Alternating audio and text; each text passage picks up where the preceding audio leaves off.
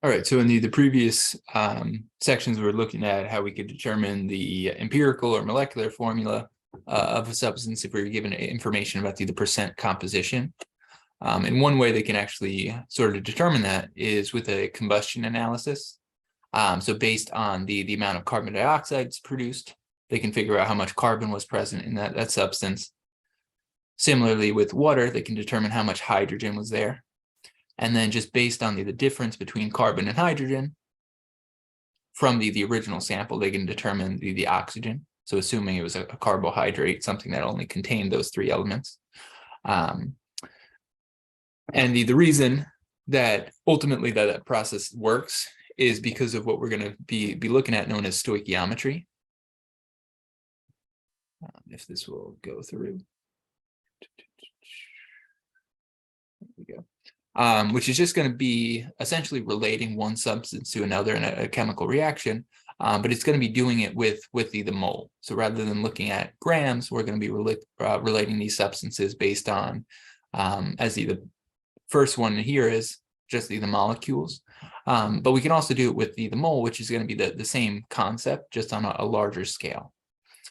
So if we look at a simple combination reaction between hydrogen and oxygen to give us water, in order to balance that equation, since water is only going to have one oxygen, but hydrogen and oxygen are diatomic, we'll need a coefficient of 2 in front of hydrogen. We'll need a coefficient of 2 in front of water as well. So when we look at the balancing there, we'll see we'll have 4 hydrogens total, 2 oxygens. And that's always going to be the case, just because those two substances, in order to produce water, are going to have to interact in that exact ratio. And that's going to be how we can determine, how we can allow ourselves to calculate how much of a reactant is needed to produce a given amount of product, or how much of a product is going to be produced if we have a certain amount of reactant, things like that. So we'll be able to relate those two, any two substances in a chemical reaction. And we'll be able to do it with, like I said, stoichiometry, which you can kind of just think of as the math of chemical reactions, the math of chemical formulas as well. But since we are going to be looking at moles in those chemical reactions, so again, those coefficients represent moles of each substance, we can't go directly from grams of our first substance to grams of our second. So A and B could be any two substances in a reaction. Doesn't necessarily have to be reactant to product, but it could be any two substances in a chemical reaction. But we can't just go directly from one of these to the other. We're going to need to go through moles first. And when we're doing this, the process is going to be the same each time. The only thing that's really going to be different is what substances we're looking at. So we'll have different molar masses here. And then we'll also be looking at different chemical equations. So we'll have a different molar ratio. That's going to be how we actually relate one substance to the other, is those coefficients. But the process itself is always going to be the same. So we'll use the molar mass of the substance we start with to convert that to how many moles of that substance we have. That'll get us to the first sort of bluish green box there, moles of substance A. And then in order to get from moles of that substance to moles of whatever substance we're looking at, we're going to use the balanced chemical equation. Just look at those coefficients. In the case of that previous one, hydrogen and oxygen to water, there'd be 2 moles of hydrogen for every 1 mole of oxygen. That'll give us the moles of our second substance, substance B, and then we can use the molar mass of that substance to figure out how many grams we're actually going to have. And the reason we're typically going to start in grams and finish in grams, even though we use moles to relate these substances, is because when we're working in the lab, we don't have any instrument that we can directly measure moles. But our balances can measure grams extremely easily. That's what they're designed for. So that's going to be typically why we start in grams. That's what we can measure out. Same thing with the grams at the end. That's what we can measure out for that final substance. Okay. So with the practice one here, we'll kind of start to see that process. And the first thing we're always going to want to do is just make sure we've got the balanced chemical equation. So remember that mole to mole step, we're going to use the coefficients from the reaction.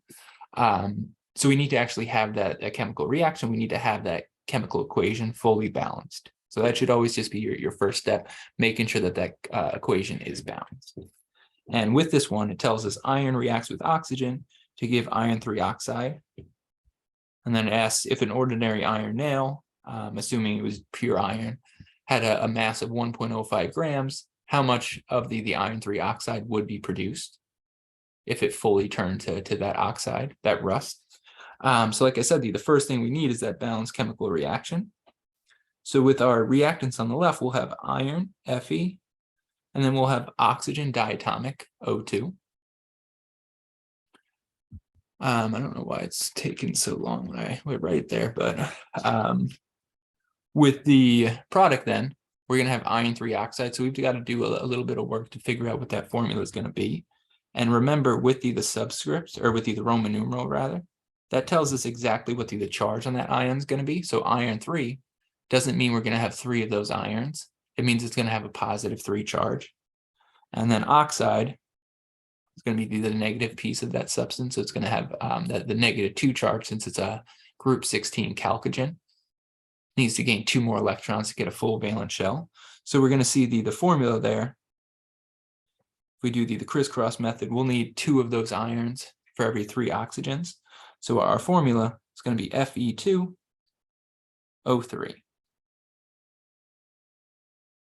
And then in order to balance this one, we could make a table at the bottom, but this one isn't too tricky to balance. So since we've got 2 oxygens on the left, 3 on the right, remember the simplest trick is kind of just to switch those numbers in terms of the coefficients. The lowest common factor is then going to be 6. So if we've got 3 moles of oxygen on the left, I almost wrote 6 moles on the right, but we'll have 2 moles since we've got 3 of those oxygens per molecule. That gives us 6 oxygens on each side, but now we've got 4 irons on the right, so we'll need a 4 on the left as well. But now that we've got that balanced equation, we can go through the actual process of the stoichiometry here. And remember, we're going to want to take 1.05 grams of iron metal and see how much of the oxide we're going to have produced. So on this next slide, we've got the equation again just at the top. We're going to be able to see how we can use this process. But again, the first step is going to be to go from grams of substance A to moles of substance A. So since we were given 1.05 grams, and then what I also like to do is just keep the formula of that substance in there as well, since we're going to be converting from one to the other in this process. But for iron, since it's just iron by itself, we can use the molar mass just from the periodic table. Don't really have to do too much with it, or anything with it really. Just going to be that 55.85. And then that'll be for every 1 mole of iron. So if we stop at this point,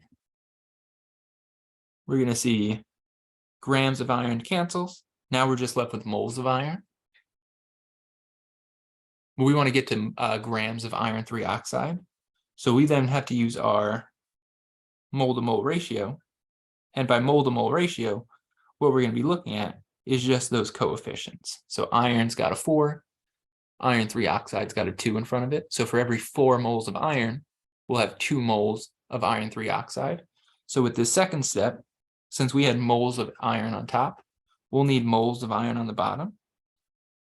And we're just going to keep the coefficient exactly with that substance. So since we had a 4 with iron, we'll put a 4 on the bottom. And then in this case, since we're going to we're trying to figure out how many grams of that product we're going to wind up with. That's why we're going to focus on iron 3 oxide on the top here. But if we wanted to figure out how much oxygen we would need to fully react with that 1.05 grams of iron, we could do the same thing and just focus on the O2 on top. But in this case, since we're focused on the product, we'll have 2 moles of iron 3 oxide on that side. And again, if we go through, units will cancel, so moles of iron cancels. Now we're left in how many moles of that product we're going to wind up with. But we can't measure moles on our balance, so we're going to go one step further. We're going to convert it to grams. And with this one, Now we'll have grams on top, since we're going moles to grams rather than grams to moles like we started. And when we add up 2 irons and 3 oxygens, we're going to get just under 160, so 159.7 grams. And when we go through and actually do the dimensional analysis, we'll want 3 sig figs since we had 3 sig figs to start. So we should have 1.50 grams of iron 3 oxide there. And again, the process for these is going to be the same every time. We'll have a different molar mass in those first and third steps. We'll have a different mole to mole ratio in the second one. But in terms of what we're kind of doing there, the steps themselves are going to be the same. And if we want to put actual rules to those steps, we can see them on this next slide here. So again, always make sure we've got the balanced chemical equation, because even if we then go through and do everything correctly in terms of sort of the process we're using, but if we don't have the balanced chemical equation, that mole to mole ratio is going to be incorrect. So it's just going to throw everything else off. But once we have that, we can use the molar mass of the first substance to get moles, use that balanced chemical equation to get to moles of the second substance, and then use the molar mass of that new substance to actually get the grams there. So if we look at another one, solid lithium hydroxide is used in space vehicles to remove exhaled carbon dioxide. So if you think about it, if you're in a spaceship or something, as you're breathing in oxygen, you're going to continue to go through perform respiration. So you're going to continue to expel carbon dioxide. You don't want the carbon dioxide to build up though. So they use lithium hydroxide to remove it. And with it, that lithium hydroxide and carbon dioxide are going to combine to give us lithium carbonate and water. So we go to write out our balanced chemical equation. What we'll see is lithium is going to be +1 because it's a group 1 metal. Hydroxide is oxygen and hydrogen with a negative charge. So we'll see lithium hydroxide is just LiOH. Carbon dioxide we know is just CO2. And that'll be giving us lithium carbonate and water. So water H2O. And then lithium carbonate, lithium is Li plus still. Carbonate going to be CO3 with a -2. So in order to balance out that -2, we'll need 2 lithiums. So the formula is going to be Li2CO3. So when we look at our equation here, we've got 2 lithium, 2 hydrogens on the right. So we'll put a 2 on the left there. Now that gives us 2 lithium, 2 oxygens, 2 hydrogens. And then we've actually got 2 more oxygens on the left there because we've got carbon dioxide. So now we've got 4 oxygens on both sides and a single carbon. So this is going to be our balanced chemical equation. And then on the next slide, we'll be able to go through the actual stoichiometry to see if we've got 1 gram of lithium hydroxide, how much of carbon dioxide are we going to be able to remove with that? And just like the previous one, we're going to first have to use the molar mass. So if you actually want to try to work through this one on your own, just pause the video and give yourself a little bit of time to work through that. But with it, we're going to start with the mass that we had. So it's going to be 1 gram of the lithium hydroxide, so LiOH. And the molar mass for that substance is going to be just under 24. If we add up 1 lithium, 1 oxygen, 1 hydrogen. Oops, and that should actually be 20 or 95.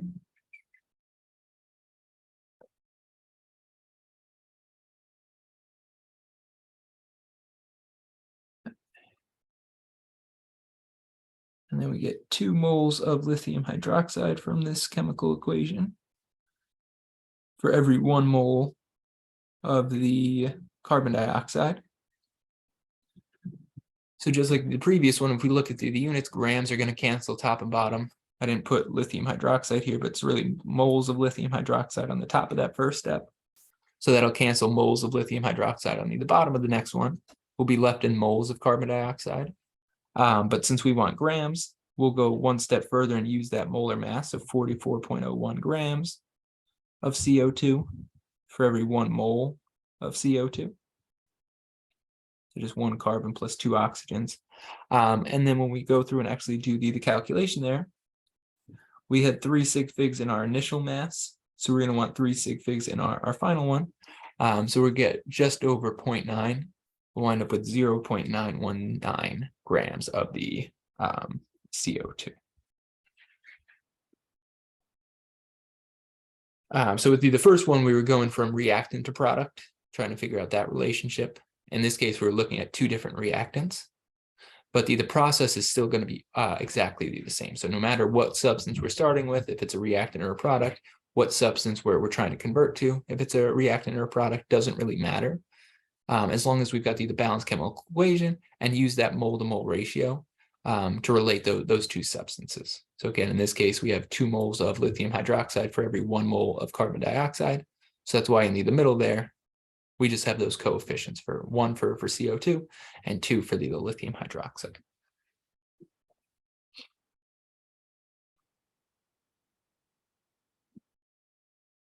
All right. And then we'll look at one more before we start to see a slightly different type of question with these. But with the next one, always got to get the chemical equation. So in this case, we're told sodium carbonate reacts with hydrochloric acid. So this will actually be an acid-base neutralization. Is going to give us sodium chloride, and then we would have carbonic acid, but that actually decomposes into water and carbon dioxide. So that's going to be the reaction we're looking at. And with sodium carbonate, again, if you want to try to work through this one on your own, definitely just pause it and give yourself a little bit of time. But with the formula here, carbonate, just like the previous one, is going to be 1 carbon, 3 oxygen with a -2. So CO3, 2 minus. Sodium is group 1, so it's going to be +1. So we're going to see a very similar formula. Na2CO3. We'll need 2 of those sodiums to balance out the -2 for the carbonate. And then hydrochloric acid is just going to be HCl, so 1 hydrogen, 1 chlorine. Gives us sodium chloride, NaCl.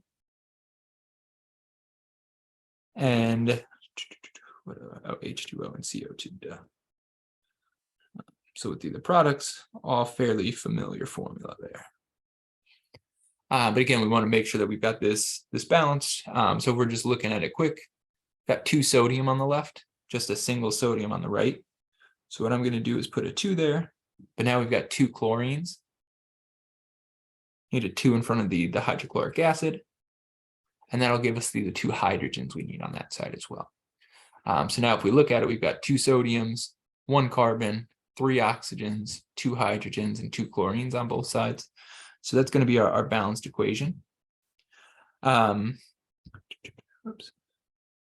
now if we want to figure out how much of that hydrochloric acid is going to be needed to produce 10 grams of carbon dioxide. So again, it's different type of conversion in the sense of now we're going from product back to reactant. Figure out how much we're going to need of that starting material to produce a given amount of product. But the process we use still going to be exactly the same. So we'll take the mass we're given. Oops, grab my stylus for a second. 10.0 grams CO2. And then the molar mass of that is going to be just over 44. So 1 carbon plus 2 oxygens. So 1 mole CO2. And that gives us how many moles of that substance we have. But we want grams of hydrochloric acid. So we'll then do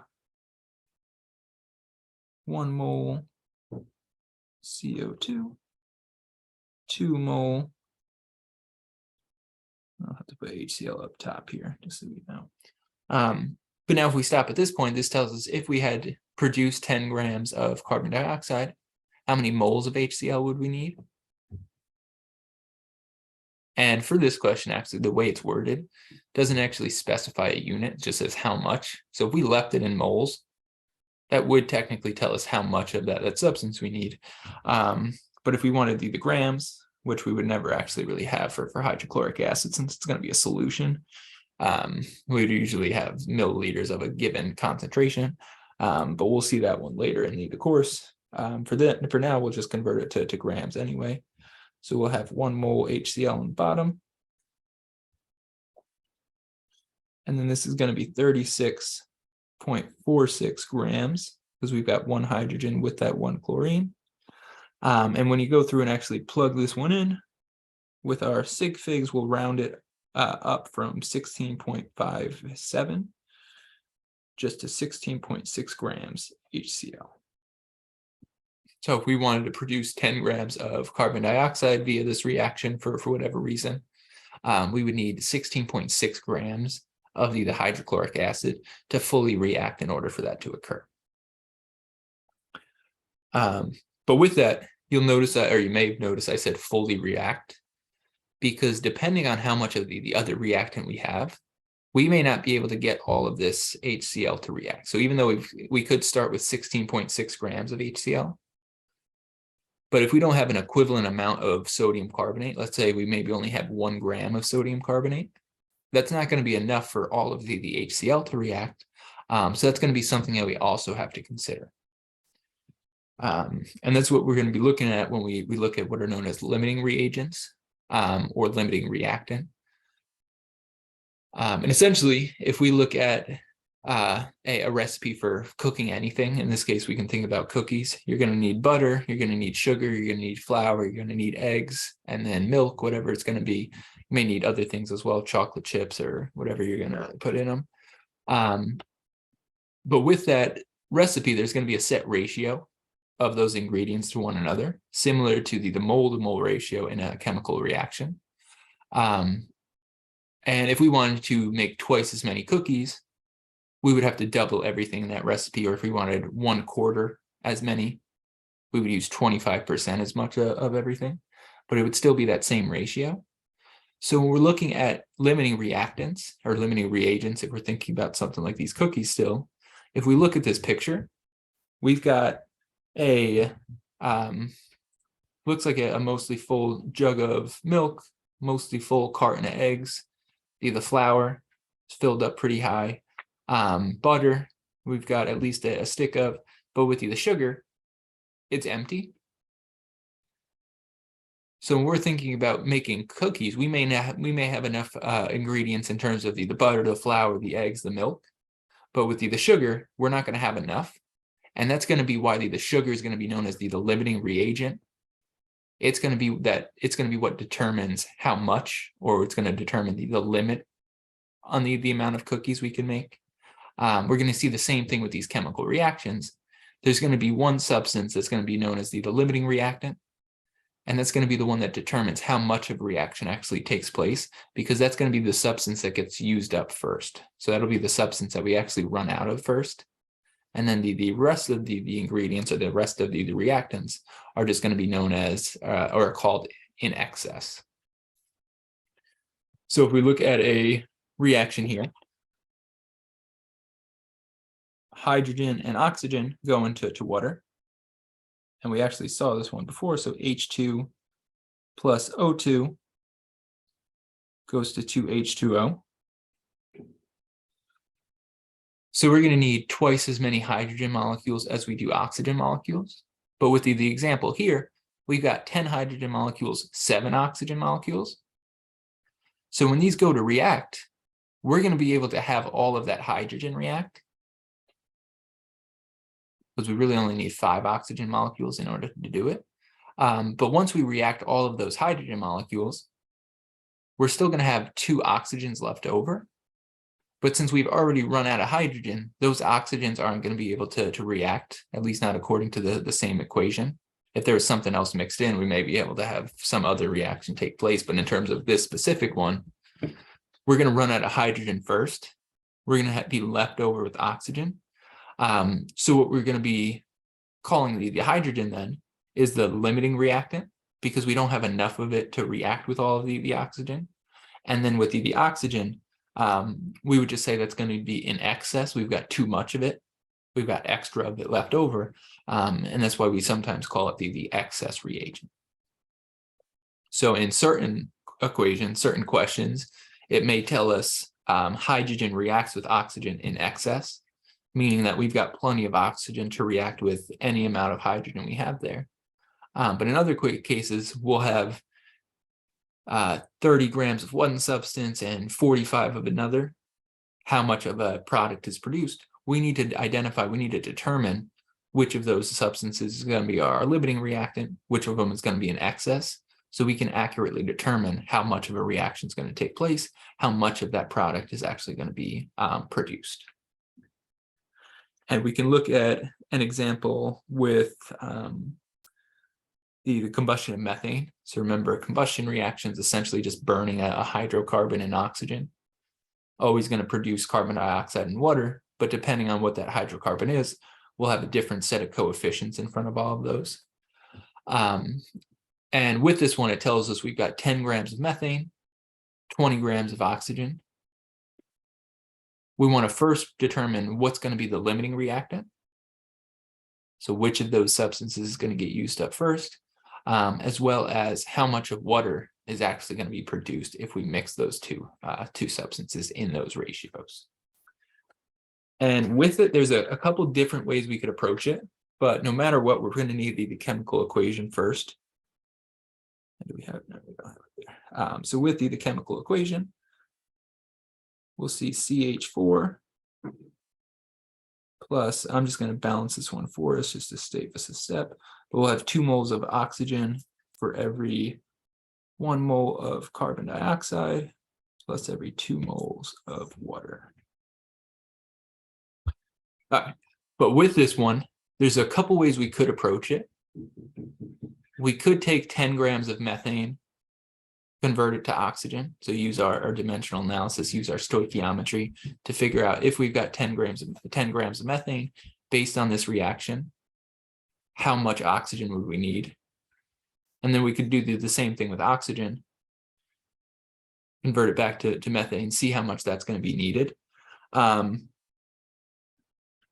Or since we're ultimately trying to determine how much water is going to be produced, what we could do is convert both of these to water. So how much water would be produced if 10 grams of methane fully reacted? How much of water would be produced if 20 grams of oxygen fully reacted? And then the limiting reactant would just be whichever one produces the least amount of water, because that would be the one that gets used up first.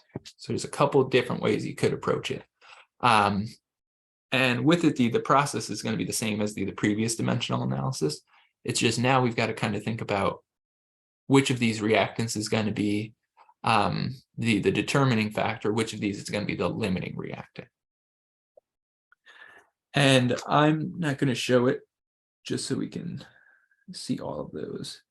But if you go through the dimensional analysis and do methane to oxygen, so you do 10 grams methane to oxygen, you're going to get, or you should get 39.9 grams of oxygen. Or if you do O2 to methane, so 20 grams of O2 to methane, that'll give us just a smidge over 5.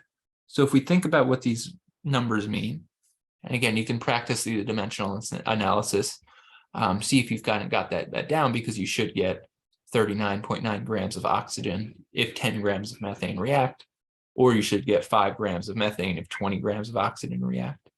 But now if we think about what these numbers mean in terms of, or in relation to what we were given, this is telling us for the first one, if we react 10 grams of methane, we're going to need almost 40 grams of oxygen.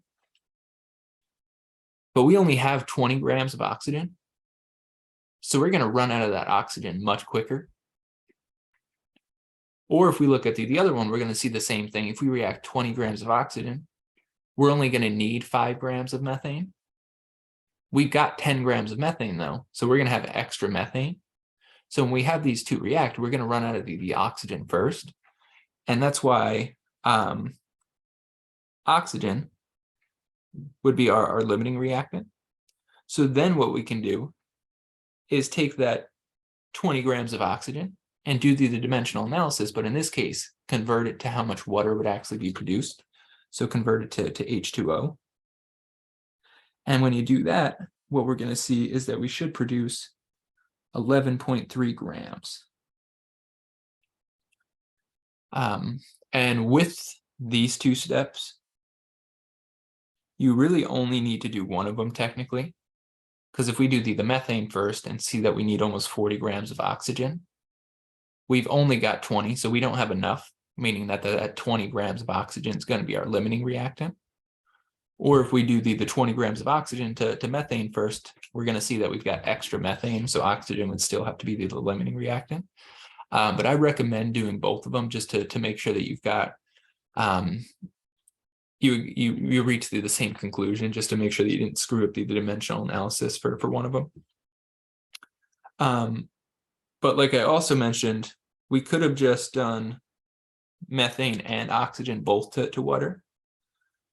Because if we convert 10 grams of methane to how much water would be produced if it fully reacted, what we're going to see is that would really be 22.5 grams of water being produced. And since that's greater than the 11.3 from the 20 grams of oxygen, that again means we're going to have extra methane left over. So we'd want to focus on the oxygen. So there's a couple different ways we can kind of approach these. We could look at just the two reactants in relation to each other. We could look at each reactant in relation to the product we're ultimately interested in. But either way, we should wind up at the same point, because either way, we should identify oxygen as the limiting reactant, which means we would focus on oxygen when it goes to how much water is going to be produced. Because with this reaction, what we're going to see is we'll produce 11.3 grams of water. We'll produce some amount of carbon dioxide. We could figure it out based on the 20 grams of oxygen. But then we would also be left with just 5 grams of, or about 5 grams of methane, still unreacted. So it would really be 4.99 grams of methane, but we'd have that much of that one reactant left over, because that's going to be our excess reactant. And then I think this, we got a couple more actually. Oh, yeah, we've got a couple more slides and we'll finish up this chapter. So we'll look at one more with the limiting reactant. And again, I'm not going to show the actual steps, just because it's the same as the previous ones. We'll use the molar mass to get moles.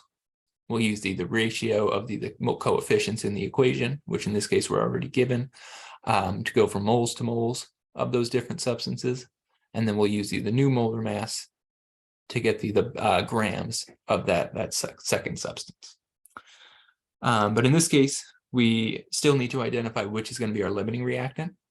And we don't want to just look at 4 grams of ammonia and 14 grams of fluorine, and then just say, okay, we've got 4 grams of ammonia. That's automatically got to be our limiting reactant. Because as we saw with the previous one, we had less methane, but based on the ratio of the moles, based on the molar masses of those substances, methane was actually in excess, even though we had fewer grams. So we always want to double check and just make sure that we've got the limiting reactant identified correctly. So with this one, we're given the reaction between ammonia, NH3, and fluorine, diatomic, F2. And we're told we've got 4 grams of ammonia, 14 grams of fluorine. How many grams of dinitrogen tetrafluoride would be produced? So with this one, again, we could relate those two reactants to each other, or we could just relate both of them to that product. And then whichever one produces the fewer, which produces fewer grams of N2F4, that'll just be the limiting reactant. So with this one, if you do 4 grams NH3, and I'll actually just show this one out. So 17.03 grams mole. You can use the molar ratio, so 2 moles over 1 mole of N2F4. And on the bottom, we've got NH3 here. And N2F4 has a molar mass of 66.02 grams. Be over 1 mole, because it's the molar mass. So if we set it up like that, this will allow us to determine if 4 grams of ammonia fully reacted, how much of the dinitrogen tetrafluoride would we wind up with. And I'm just going to erase it so we can also see the setup for the next one. But if we do that, we should wind up with 7.75 grams. So that'll be for the ammonia if that fully reacted. We can do the same thing for the 14 grams of fluorine. So we'll have 38 on the bottom because it's 2 fluorines that are each 19. 1 mole F2. And then we've got 5 moles of fluorine for every mole of that dinitrogen. Oops. N2F4. And then again, same step, same substance, same molar mass. So we'll still have 66.02 grams over a mole. And in this case, when we solve for it, what we're going to see is 4.86 grams is being produced when we have 14 grams of fluorine fully react according to this equation. So since we have less of that substance being produced, that means fluorine has to be our limiting reactant, which means fluorine is going to be the one that dictates how much of a reaction takes place. That's going to be the amount of dinitrogen tetrafluoride we can wind up with. And then we'll have the ammonia in excess, which means of that 4 grams, some of it's going to react, some of it's going to get converted into those products. But since we've got essentially extra of that relative to the fluorine, we're going to have some of that original ammonia left over with. And then this 4.86 grams is going to be what's known as a theoretical yield. So that's going to be the best case scenario, essentially. Because remember, with these chemical equations, with these chemical reactions, we're not creating or destroying matter. We're just ultimately taking those atoms, breaking and reforming bonds in order to rearrange them to create new substances. But the atoms themselves are still the same as they started in terms of what they are and how many of them we have. That's why we add the coefficients in order to actually balance it, so we can make sure that we do have the same amount of stuff on both sides. But the stoichiometry here, when we're determining how much of a product could be produced, that's going to be known as the theoretical yield. And like I said, that's going to be kind of the best case scenario, or the maximum amount. Because in reality, what's going to happen is you ever worked in a lab, you may spill some stuff, you may lose some stuff in a transfer. So if you've ever got to move a reaction from one beaker to another, you may lose some of it in the transfer, some of it may spill. So there's just going to be some things that just naturally, or some things that just go wrong. And then in other cases, we may have competing reactions. So the reaction that we're looking at here may be the one that we're focused on. But there may be impurities, there may be other substances, there may just be sort of side reactions where different things are occurring that are going to take away from the reaction that we're interested in. And because of that, we're going to see less of what we kind of wanted to. So instead of 4.86 grams of that dinitrogen tetrafluoride, if we spill stuff, if we have those side reactions going on, we may really wind up with just like 4 grams instead. So the theoretical yield is going to be from the stoichiometry. That's going to be the maximum amount. That's going to be the best case scenario. And then the actual yield would just be, like it suggests, how much you actually wind up with at the end of your reaction. And we'll be able to use those two pieces of information to calculate what's known as a percent yield. And the reason we look at the percent yield is because depending on how much of those reactants we start with, we're going to have a different theoretical yield. So if we've got twice as many reactants, we're going to wind up with twice as much product. Or we should wind up with twice as much product, at least for the theoretical yield. But now if the actual yield for those two scientists, so one has twice as much of the reaction, But if the actual yield for both of those is the same, we can use the percent yield to compare them and see how successful those reactions were. So it's going to be the amount you actually wind up with divided by the amount you could have wound up with over 100%, or times 100% rather. So just like percent with anything, it's going to be part over whole. And then the part is going to be just how much you actually wound up with over the maximum amount that you could. So in reality, the percent yield can exceed 100. That would sort of indicate that we're creating mass.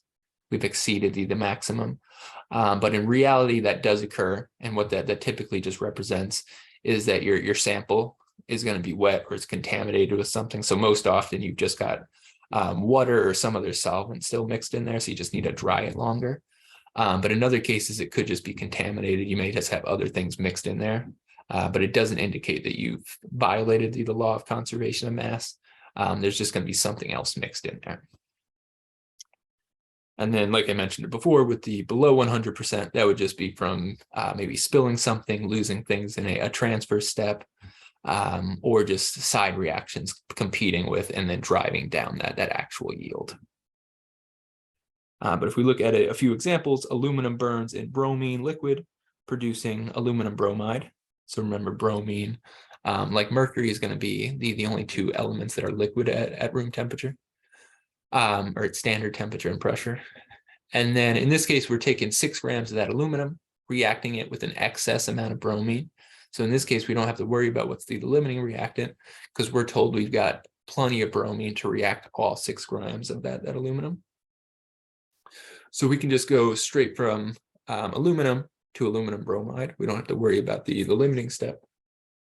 But we do still need the chemical equation. And then just remember, bromine is going to be diatomic. Aluminum is going to have a positive 3 charge because it's group 13. It's going to lose 3 valence electrons. Bromine is going to be negative 1 because it's a halogen. So we'll wind up with AlBr3. And then when we balance it, we'll need 2 aluminums, 3 bromines for every 2 aluminum bromide molecules or moles. Oops, and of course it's going to happen right at the end. So let me just pull that back up quick. But with this one, when we're trying to determine the percent yields, we're always going to need to actually go through and still do the stoichiometry to get that theoretical yield. So we'll still need to figure out the best case scenario, but then we'll be able to compare it to the actual yield. So in that question, I believe it told us it was 50 grams, or around 50 grams for the actual.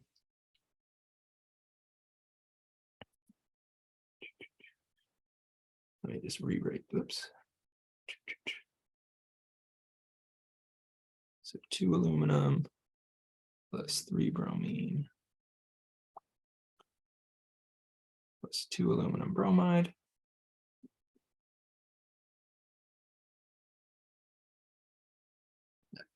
And now we've got the equation, we've got the actual yield 50.3, and we've got the amount of aluminum we're going to start with. So it's still going to be the same in terms of the dimensional analysis, that stoichiometry, 6 grams of aluminum. And since it's just aluminum, we can get the molar mass just from the periodic table without having to do any math. Mole Al. And then still use the mole to mole ratio. It has changed stylists, and this one works way better. So I'll use this one in the future. But for this one, the mole to mole ratio is going to be the same. So for every 2 moles of aluminum, we have 2 moles of aluminum bromide. And then with the final step, AlBr3, 3 bromines plus that single aluminum, going to be 266.68 grams per mole. So what that's going to give us is the theoretical yield of 59.3 grams. So we've got the theoretical, we were given the actual. Now if we take those 2 pieces of information, plug them in, so grams over grams times 100. The reason this is just going to give us percentage is because now in that calculation, we've got 50.3 grams over 59.3 grams. So the grams will just cancel. times it by 100 to change it from a decimal to a percentage, and we should see a fairly high percent yield of 84.8. So depending on the reaction, it's tough to actually say if it's a good percent yield or not, just based on the number, because there will be sort of a different threshold for different types of reactions. But in this case, all we can say is that we got almost 85% of the maximum that we could have, based on starting with 6 grams of aluminum. And then if you want to practice with the next one, just pause this video. This will be the last one in the chapter. And it's going to be the same idea. We've got a reaction. We're told what the limiting reactant is. So in this case, zinc plus diatomic chlorine. Remember, zinc is always going to be +2 in a compound, which means we'll have 2 chlorines that are -1 to balance it out. So with this one, we don't actually have to put any coefficients. Everything's just going to be 1 to 1. And again, we want to get the theoretical yield. So we'll start with that 70 grams of zinc, because we're reacting it with excess chlorine. So now there's plenty of chlorine to react all of the zinc we have. So we don't really need to worry about the chlorine at all. We can just focus on the zinc. And just like the previous one, since it's just that one element by itself, we can just look at the periodic table, 65.39 grams per mole.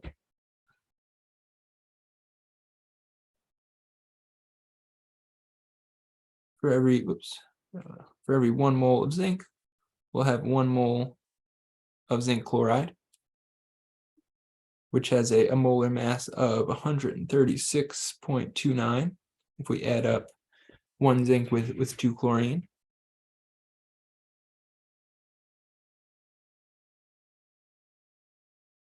And then when we go through and actually complete the calculation, so 70 divided by 65.39 times 136.29, we'll get, with sig figs, 115 grams.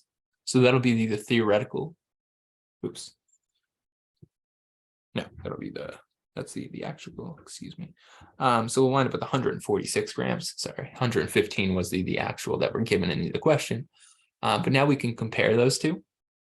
So we actually wound up with 115.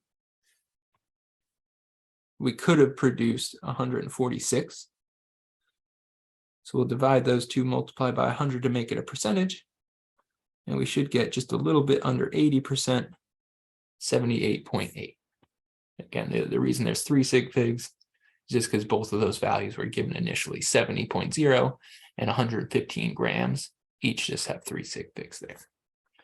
But that'll be the end of chapter 3. So if you do have any questions on the stoichiometry, converting from mass of one substance to mass of another, the theoretical or percent yield calculations, any of that, definitely just let me know. We can take a closer look at it in class.